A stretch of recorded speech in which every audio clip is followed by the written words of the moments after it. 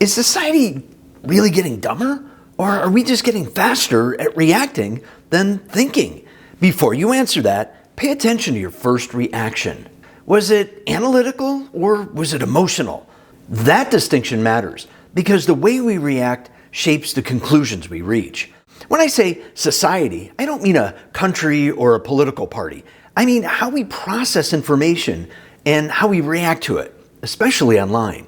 And right now, there's a growing belief that intelligence is declining. When we talked about idiocracy, a lot of people said it felt less like satire and more like prophecy.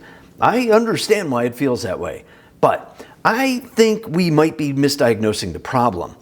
What if intelligence isn't what's collapsing? What if it's something about how we communicate? We used to move from event to pause, to context, to discussion, to position. Now we move from event to emotion to post. When reflection collapses, nuance collapses. When nuance collapses, conversations collapse. And when conversations collapse, society looks dumb. In this video, we're going to break down what's actually happening and what it would take to reverse it. Because the way out isn't outrage, it's discipline.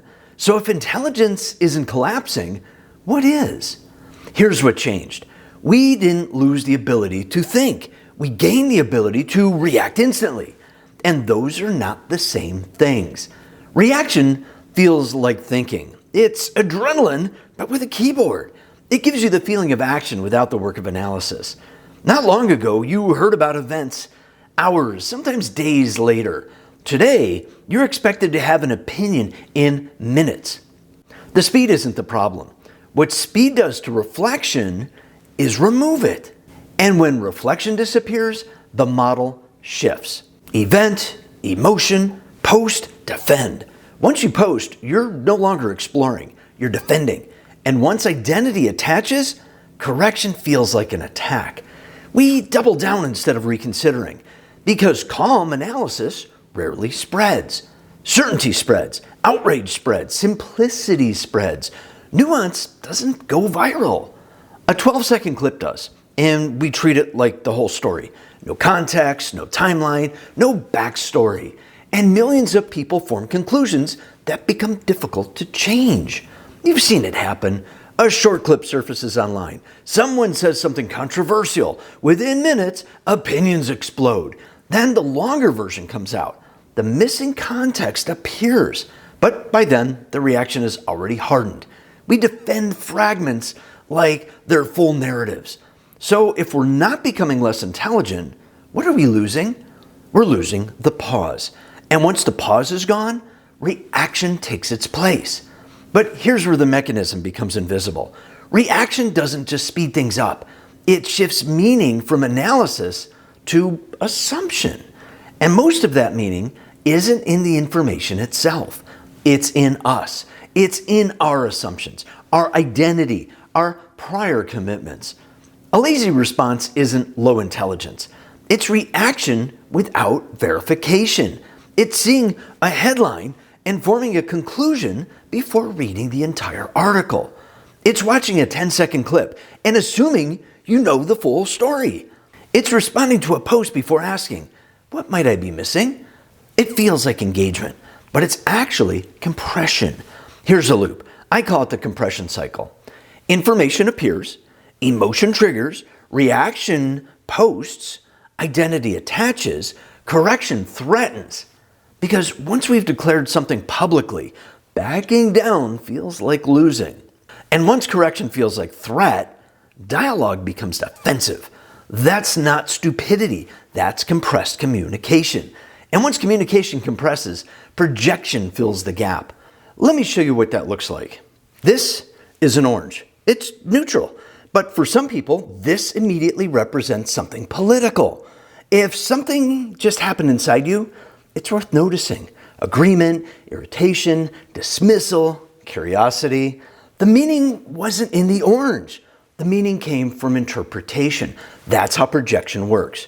We assign meaning before we ask for clarification. We react before we verify. And once we react publicly, we defend the reaction. Intelligence didn't disappear. The pause did. If the pause is what we've lost, that's where we rebuild. The solution isn't to be smarter, it's to slow your response cycle, because discipline begins where reaction stops. And here's a practical way to apply that. There's a communication principle often called the 72-hour rule. I first heard it from Dan Bongino a couple years ago. The idea is simple. Wait before forming a strong public reaction to breaking information, because the first version of a story is rarely the final version. Details change, context expands, narratives evolve. You've seen it happen. A breaking story dominates headlines, just like today, and within 48 hours, the narrative shifts. Time filters noise, and noise is what reaction feeds on. Delay starves it. Delaying your reaction protects your credibility, your flexibility, and your identity. Because when you don't attach publicly too early, you don't have to defend prematurely. Silence isn't weakness, it's leverage. Instead of certainty, practice inquiry. Ask, what am I missing? What's the primary source of information? What would change my mind? Curiosity slows emotion, and when emotion slows, thinking can catch up. We need to separate identity from opinion. An opinion is a working hypothesis, not your personality. When identity loosens, conversation strengthens, because complex issues require precise language. If you don't have words for nuance, nuance feels threatening. And when nuance feels threatening, reaction feels safer. So maybe decline isn't the real story. Maybe we're just rehearsing reaction more than reflection. And whatever we rehearse, we become efficient at. If we rehearse outrage, we accelerate outrage. If we rehearse pause, we strengthen discipline. And discipline, not outrage, restores credibility. Maybe we didn't get dumber. Maybe we just stopped pausing. And when the pause disappears, reaction fills the space. Reaction feels powerful, immediate, decisive, certain. It feels informed. But power without reflection isn't strength, it's impulse. We don't need higher IQs. We need higher discipline. We need people who can see something provocative and choose not to react. People who can say, I don't know yet. Because waiting doesn't make you passive. It makes you credible, adaptable, harder to manipulate. In a culture that rewards outrage, the most radical act might be restraint. The most intelligent move might be silence. Not silence forever, just silence long enough to think. So maybe the question isn't, is society getting dumber? Maybe it's this. Will we choose to practice pause? Because whatever we practice, we become efficient at. And if we practice discipline, reflection returns, nuance returns, conversation returns. And when conversation returns, so does clarity. Here's something practical you can test today. The next time you feel the urge to react immediately to something you see online, pause. Wait, even if it's just for a few minutes. Then notice what changes.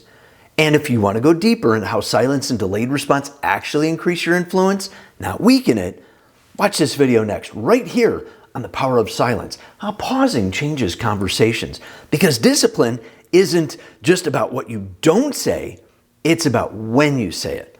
I'll see you there.